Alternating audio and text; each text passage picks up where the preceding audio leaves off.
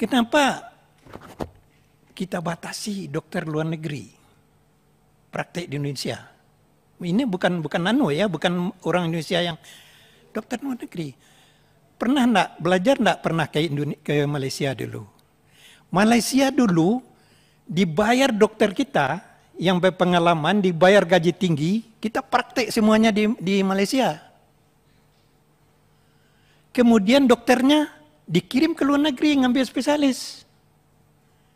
Dokter orang Malaysia.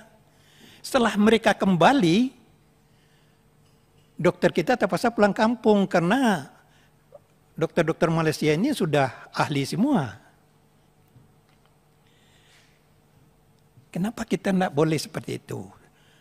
Sehingga untuk ego kepentingan dokter ini, masyarakatnya yang dianiaya, teraniaya kalau menurut saya. Sehingga berobat ke luar negeri, menurut saya lebih murah dokter luar negeri itu praktek di Indonesia daripada orang Indonesia pergi ke luar negeri.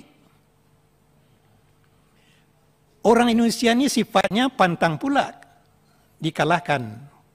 Baru nanti para pendidik kita akan berusaha supaya dokter-dokter Indonesia juga lebih banyak lagi, lebih pintar lagi. Nah, begitu juga susahnya juga praktek Ini pengalaman saya ya. Saya dokter bedah saya hanya 2 waktu itu. Sehingga ada daftar tunggunya sampai sebulan. 2 bulan. Waktu saya panggil, kenapa nih? Kok sampai sebulan 2 bulan nih? Kami berdua, Pak Direktur. Yang satu di Poliklinik PCT. Yang di OK-nya saya sendiri. Operasi besar itu 4 jam. Paling-paling ada operasi besar 1, operasi kecil 1. Atau operasi menengah 2. Sedangkan yang datang 5 sampai 10 sehari. Oh gitu ya. Saya minta dokter bedah datang lagi. Ribut. Tidak bisa begini Pak Direktur. Harus ada komite medik, ada panitia kredensial. Ya itu kan. Saya panggil panitia kredensial. Pak, saya hormat sama Bapak. Kebetulan mantan dosen saya juga. Saya hormat sama Bapak. Tapi tolong hargai hormat saya. Maksudnya Pak Direktur, saya mendatangkan dokter bedah dan harus diterima. Kalau Bapak tolak, saya akan tetap. Jadi harga diri Bapak juga akan jatuh. Ya seperti itulah. Tapi banyak rumah sakit yang tidak berani direkturnya. Karena berhadapan kadang-kadang dengan mantan dosen kita juga kan, yang ngajar kita.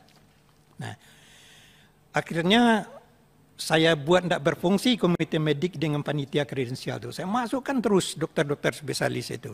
Sehingga masyarakat terlayani dengan baik. Nah, terpikir juga oleh saya, kenapa kita hambat-hambat orang? Apalagi warga negara Indonesia, saudara saya ngambil spesialis mata di Jepang, kemudian dilanjutkan PhD-nya di Jepang, kembali ke Indonesia sampai 2 tahun di UI. Penyesuaian katanya. Aduh. Sampai hampir frustasi dia 2 tahun. 2 tahun. Jadi ilmu di Jepang itu nampaknya enggak kurang dibandingkan dengan ilmu di Indonesia. Mungkin gitu kali ya. Nah, jadi maksud saya ya ini banyak nih yang dikeluhkan tadi itu benar-benar terjadi ya.